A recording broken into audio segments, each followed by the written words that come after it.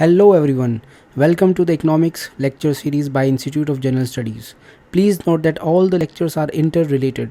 Therefore, it is advisable to start from the beginning and watch the complete economic series for wholesome understanding of UPSC economics syllabus. In this lecture, we will study about the various indicators of economic development.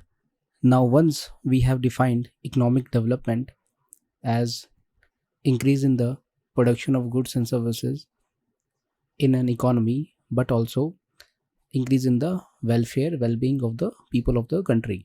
The next challenge which came before the economist was, now what can be the indicators which one can use to measure economic development.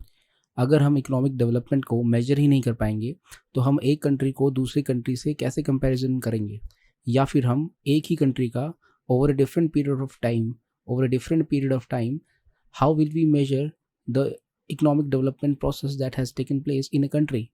Therefore, it became very important that we should measure the economic development. Now, before going forward, it is important to understand that in which direction this lecture will be moving forward. First, we will try to understand the indicators such as GDP, GNP, real per capita income, net economic welfare. These don't worry, these terms were used in the beginning to measure economic development, but these were found to be deficient, these were found to be lacking, and it ultimately led to the development of other indicators such as human development index, hunger index. But nevertheless, it is important to study the earlier indicators which were used to measure economic development, such as net economic welfare, real per capita income, etc. So let us start our lecture on that note. So GDP, GNP have certain limitations when it comes to the measurement of economic development. What are these limitations? We will study in due course. Today we use advanced indicators, and what are those advanced indicators? Such as human development index. This we will also study in due lectures. But prior to that, net economic welfare, real per capita income, etc. were also proposed to be used as indices of human development. However, net economic welfare and real per capita income and other indicators had certain limitations which were overcome by human development index. So let us study the first indicator which were used by the economist. This is the net economic welfare. NEW makes certain adjustments in the gross national product. What is gross national product? It is the value of goods and services produced by Indian national over a period of time, normally 1 year. But GNP has certain limitations, and net economic welfare NEW makes certain adjustment in the GNP, gross national product, to make it an indicator of economic development. The problem with the GNP as a measure of economic development is that it only measures the commercial transactions, the commercial aspects taking place in the economy, while the welfare of the individual depends on many other non-commercial aspects. So GNP is only concerned with goods and services of commercial nature. It is not concerned with non-commercial aspects. Now, what are these non-commercial aspects? For example, housewives services, the services provided by housewives, these services cannot be measured, or these services are not counted in the GNP. These services such as cooking, cleaning, etc. are very, very important for the well-being of an individual. Therefore, net economic welfare adds housewife services to the gross national product. It also adds value of leisure to the GNP. What is this value of leisure? Leisure time is very, very important in an individual's life. For proper work-life balance, leisure time is important. One cannot work 24 hours a day.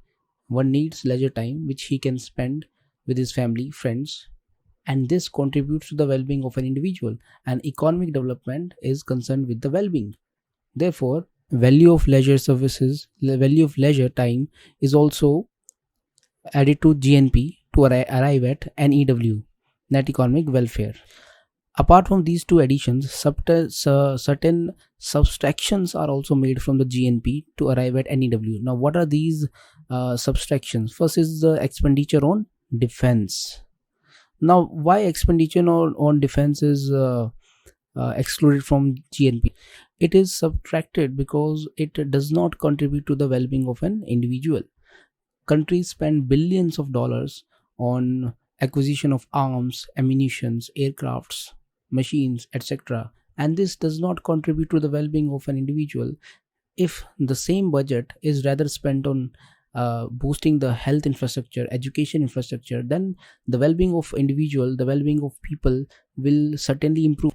Another subtraction which is made is the cost of environment degradation.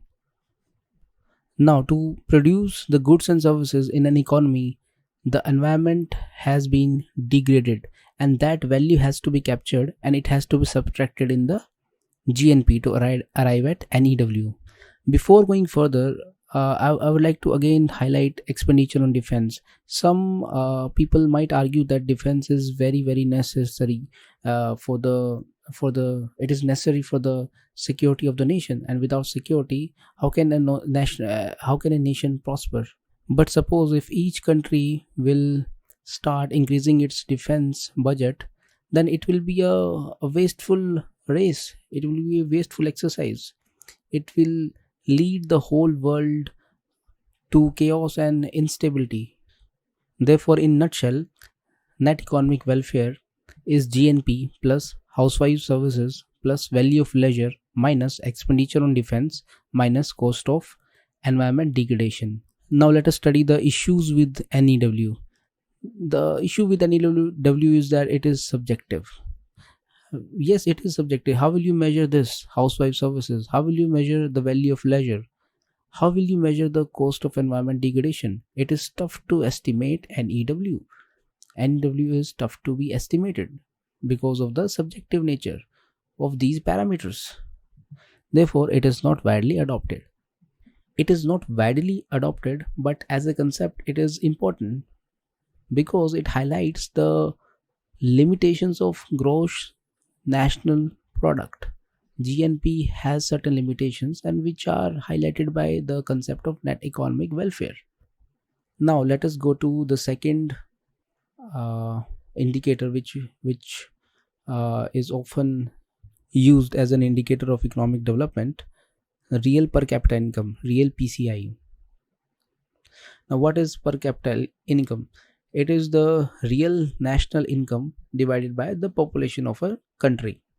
What is real national income? We have already studied in another lecture, so it is difficult for me to again explain it here. But here you should have an idea that real national income, when it is divided by the population of a country, it gives us real per capita income. It is the average income that one individual, one person of a country gets annually. Increase in per capita income means increase in the economic growth of a country. Certainly, it will imply the increase in economic growth. Per capita income is a good indicator of the standard of living. It is a good indicator of the standard of living of a country. USA has very high per capita income compared to countries like India, Bangladesh, Pakistan. Through it, we can see that the standard of living of an average American is better than that of an average Indian or average Pakistani. However, it not necessarily indicate the level of well-being in a country. The real per capita income is a good indicator of the standard of living, but it does not necessarily mean that the people in these countries are also happy or their well-being is being taken care of. How we can't say this for sure? It is not a very satisfactory indicator of economic development or well-being in a country because of these following reasons. First is that it is incomplete. Why is it incomplete? It is because it is silent on the welfare dimension of the economic development. The real per capita income, it talks about the purchasing power, it talks about the standard of living of a country, but it does not talk about the health, education, clean environment, governance of a country. the political liberties available to the people of that country. It is silent on these dimensions, and these dimensions play a very crucial role for the well-being of an individual. Second reason is that the real per capita income does not include the non-commercial aspects. Why it does not include non-commercial aspects? Because real per capita income is derived from the real national income, and national income, as we know, does not include non-commercial aspects such as household services, value of leisure, etc. We studied these concepts in the net economic welfare concept. There we studied that household services, value of leisure, they are very important dimensions of economic development or well-being of an individual, but these aspects are not captured in the national income. The value of national income does not take into account these non-commercial aspects. Okay, let me remove this line. This is not important, it is a repetition, so let me cut this.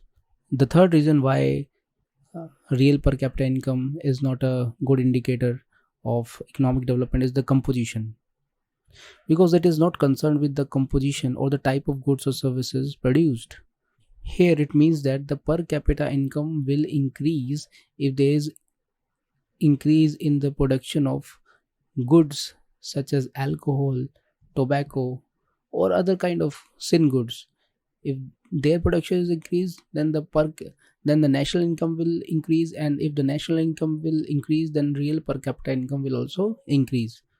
But production of these goods is not related to the economic development.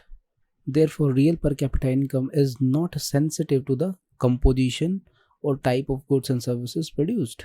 The last reason is the economic inequalities.